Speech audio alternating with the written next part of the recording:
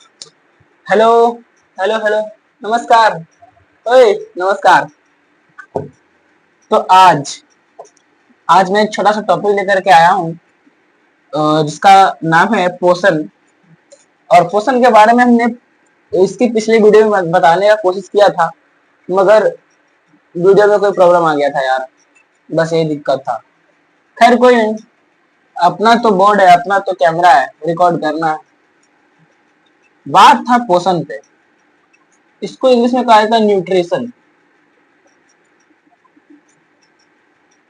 तो पहले न्यूट्रिशन है क्या, आइए समझते हैं।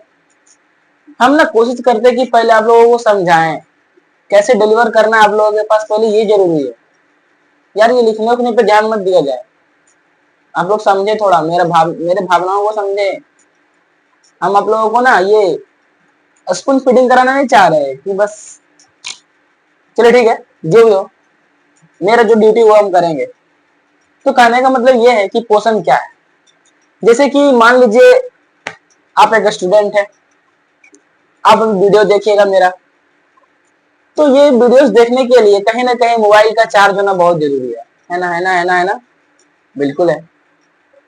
अगर आप मोबाइल चार्ज ना करें तो क्या होगा? सभी लोग जानते हैं कि मोबाइल डिस्चार्ज हो जाएगा। हाँ। तो इस मोबाइल को कंटिन्यू वर्क करने के लिए इसे चार्ज करना इज मोस्ट मोस्ट इम्पोर्टेंट। ठीक उसी तरह हर एक ऑर्गेनिज्म जो कि सेल से बना हुआ है, और सेल कहीं ना कहीं एग्रीगेट करके समूह बनाकर टिश्यू बनाता है, टिश्यू फिर कहीं एग्रीगेट करके ऑर्गन बनाता है, फिर ऑर्गन सिस्टम बनाता है, फिर एक ऑर्गेनिज्म बनता है। तो कहीं ना कहीं हर एक कोशिका को ऊर्जा की आवश्यकता होती है। क्यों? ताकि वो ऑर्गेनिज्म अच्छे से वर्क कर सके, हर एक फंक्शन को अच्छे तरह से कर सके। लाइक रेस्पायरेशन, डाइजेशन, एक्सक्रेशन, जितने भी फंक्शन है, जितने फिजियोलॉजिकल फंक्शन है, जो भी है, तमाम सारी क्रियाएं जो आपके बॉडी में चल रही है, मेटाबॉलिज्म से लेकर के सांस लेने तक की प्रक्रिया में, हर एक जगह ऊर्जा की आवश्यकता है। उस ऊर्जा को प्राप्त करना ही कहीं ना कहीं पोषण है।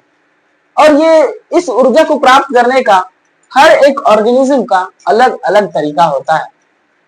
तो पहले पोषण क्या है तो आप लोग समझ गए होंगे कि जब एक जीव ऊर्जा प्राप्त करने के लिए जो विधि अपनाती है उसे पोषण कहते हैं। क्यों अपनाती है? ये विधि क्यों अपनाती है? ऊर्जा के लिए। ऊर्जा क्यों जरूरी है? अपने मेंटेनेंस के लिए, अपने संरक्षण के लिए, अपने वृद्धि के लिए, डेवलपमेंट के लिए। ठीक है।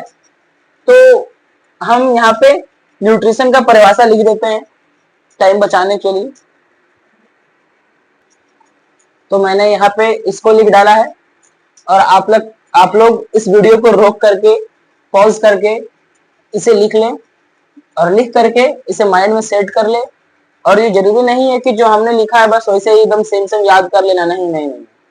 आप इसे प्लीज अंडरस्टैंड करें, समझने का प्रयास करें आखिर ये कहना क्या चाह रहा है, और एग्जाम वगैरह में अपने से लिखने का प्रयास करें, और अभी से ही हैबिट बनाएं। तो यहाँ पे लिखा है हमने कि वह विधि जिसके द्वारा सजीव अपना बाहर से भोजन, जैसे कि पौष्टिक तत्व, जैसे आप लोग बाद में समझाते हैं, जैसे जो भी न्यूट्रिएंट्स है, लाइक कार्बोहाइड्रेट, शुगर, प्रोटीन, जो भी आपका पौष्टिक तत्व है, वो सब को लेता है और अपने अनुरक्षण, अनुरक्षण का मतलब ये हुआ मेंटेनेंस। आप लोग मेंटेनेंस का मतलब समझते होंगे, लेकिन अनुरक्षण का नहीं, तो समझा दिए। मेंटेन करना अपने आप को, और वृद्धि, वृद्धि मतलब कि आप समझ रहे हैं, के लिए उपयोग करता है। और इसी पूरे प्रक्रिया को हम लोग पोषण कहते हैं। अब हम पोषण के प्रकारों पे चर्चा करेंगे कि आखिर ये कितने तरह के होते हैं। तो प्लीज इसे लिख ले फटाक से, हम इसे मिटा देते हैं। तो पोषण कहीं ना कहीं देखा जाए तो पहले ये बता दिए थे हम लोग, हमने आपको कि इसका आधार क्या है, कि सूर्य के प्रकाश को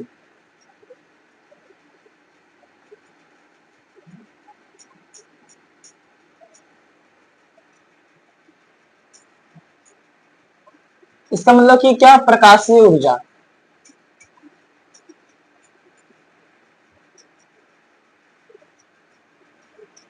मतलब कि जो ऑर्गेनिज्म सूर्य के प्रकाश को डायरेक्टली या इनडायरेक्टली ले पा रहा है, उसी के बेसिस पे इसको हम डिवाइड किए हुए हैं। अब इसके बारे में ये समझते हैं कि ये दो तरह से है। एक है स्वपोषण, स्वपोषी पोषण या स्वपोषण पोषण, और एक होता है परपोषी पोषण। तो कहीं ना कहीं हम इसका बेस क्या रखे थे, आधार क्या रखे थे, सूर्य का प्रकाश। इसका मतलब जो स्वपोषी होता है, ऑटोट्रॉफिक जो होता है, ऑटोट्रॉफिज्म, इसमें जो भी पार्टिसिपेट करता है ऑर्गेनिज्म, उसे हम लोग कहते हैं स्वपोषी। स्वपोषी पोषण को जो भी स्वपोषी पोषण की विधि को जो भी अपनाता है, उसे हम लोग स्वपोषी कहते हैं।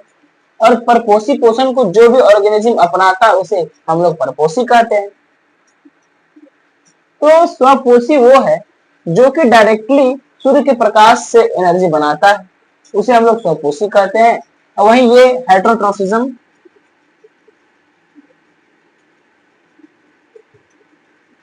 कहीं ना कहीं ये डायरेक्टली इस पे डिपेंड नहीं है, ये इस पे डिपेंड है।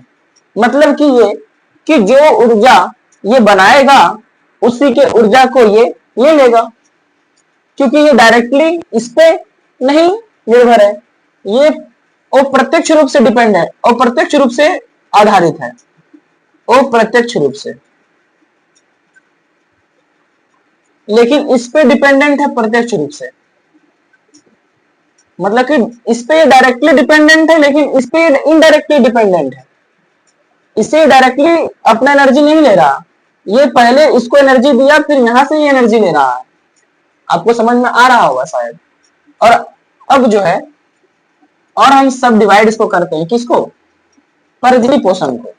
स्वपोषण के बारे में हम नेक्स्ट वीडियो लेकर के आएंगे, जिसपे कि स्वपोषण, प्रकाश संश्लेषण के बारे में पूरा डिटेल्स होगा। तो परपोषी को भी हम लोग डिवाइड करते हैं तीन तरह से।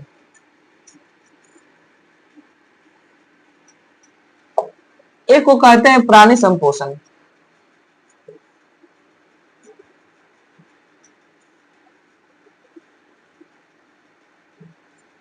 एक को कहते हैं परजीवी पोषण।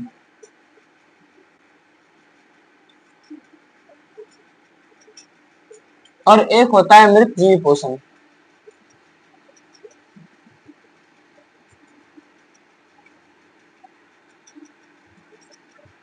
तो इसमें केवल हम सभी को थोड़ा सा इंट्रोड्यूस करवाएंगे, और उसके बाद नेक्स्ट लेक्चर में आपको हम इस पे थोड़ा सा बढ़ाने का काम करेंगे। तो प्राणी संपोषण में ये होता है, इसको इंग्लिश में कहा जाता है होलोजोइक न्यूट्रिशन, होलोजोइक। प्लीज आप लोग इंग्लिश पे ध्यान दें, क्योंकि आप लोग जब हायर क्लास में जाएंगे तो कहीं ना कहीं ये सब चीजें इंग्लिश में ही दिखने को मिलेगा। तो प्लीज प्लीज प्लीज आप लोग इंग्लिश पे ध्यान दें। और इसे कहा जाता है पैरासिटिक न्यूट्रिशन, और इसे कहा जाता है सेप्रोफिटिक न्यूट्रिशन। मतलब कि इसमें यह होता है कि इसमें जो ऑर्गेनिज्म, इसमें जो जीव पार्टिसिपेट करता है, वो पहले भोजन को अपने अंदर लेता है, जिसे हम लोग कहते हैं इंजेशन, और उसके बाद उसे डाइजेस्ट करता है, मतलब उसका उसे पचाता है, और उसके बाद एनर्जी को कंज्यूम करता है। लेकिन इसमें क्या होता है, इसमें जो होता है कि पचे पचाए हुए भोजन को सिर्फ इस पे रहकर, इस पे डिपेंड होकर के ले लेता है। जैसे कि एक मनुष्य है, मनुष्य का ये माथा है,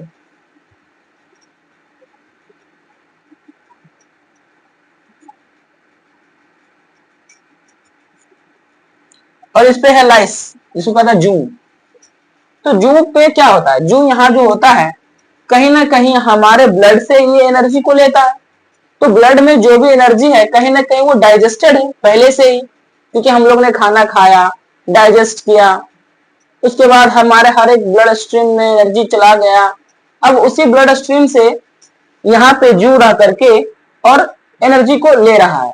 तो क्या जू यहाँ पे अपना भोजन बनाया या डाइजेस्ट किया या फिर इंजेस्ट किया? बिल्कुल नहीं। पचे हुए पहले से पचा हुआ था और उसे सिर्फ वो क्या कर लिया, बस ले लिया। तो इसे कहते हैं हम लोग परजीवी।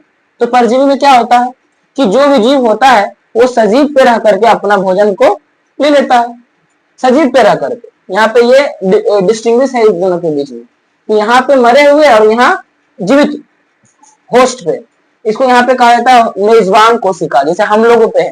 जैसे मान लीजिए कि हमें किसी ने यहाँ पे मान लीजिए रिंग वर्म हुआ, जिसे कहा जाता है दाद खाज खुजली। तो कहीं ना कहीं दाद खाज खुजली फंगल इन्फेक्शन है। तो फंगस मतलब कि कवक। तो कहीं ना कहीं कवक यहाँ पे रह करके हमारे ब्लड से वो क्या कर रहा है, पोषण को ले रहा है। तो हम उसके लिए क्या हुए, मेजबान कोशिका या होस्ट सेल हुए। और कहीं ना कहीं हम लोग उसके लिए होस्ट हैं, तो हम लोगों पे डिपेंड होकर के ब्लड से एनर्जी को ले रहा है। तो वो वहां पे जो फंगस है, जो कवक है, वो कहीं ना कहीं क्या हुआ, परजीवी हुआ। और यहाँ पे मृतजीवी का मतलब ये हुआ है कि यहाँ पे पहले से ही कोई ऑर्गेनिज्म, कोई होस्ट मरा हुआ है, डेड है, डिकेइंग है, सड़ा हुआ, गला हुआ है, मरा हुआ है, उस पे कोई जीव डिपेंड होकर के अपना भोजन बना रहा है। उसे कहते हैं हम लोग मृतजीवी पोषण। और इसमें क्या था कि इसमें कोई भी ऑर्गेनिक सब्सटेंस को हम लोग पहले क्या करते हैं, इंजेस्ट करते हैं अपने मतलब कि मुंह में लेते हैं। उसके बाद उसे क्या करते हैं, डाइजेस्ट करते हैं, पचाते हैं। और उसके बाद उसे क्या कर देते हैं, एक्सक्रीट कर देते हैं, उत्सर्जित कर देते हैं। कहीं ना कहीं ये सब जो फॉर्म चल रहा है वो किसमें चलता है, सिर्फ इसमें चलता है, प्राणी संपोषण में। इसमें नहीं, इसमें नहीं। तो शायद आप लोगों को समझ में आ गया होगा। तो प्लीज कमेंट करें, अगर कहीं पे आप लोगों को प्रॉब्लम हो रहा है समझने में तो प्लीज कमेंट कीजिए। Thank you.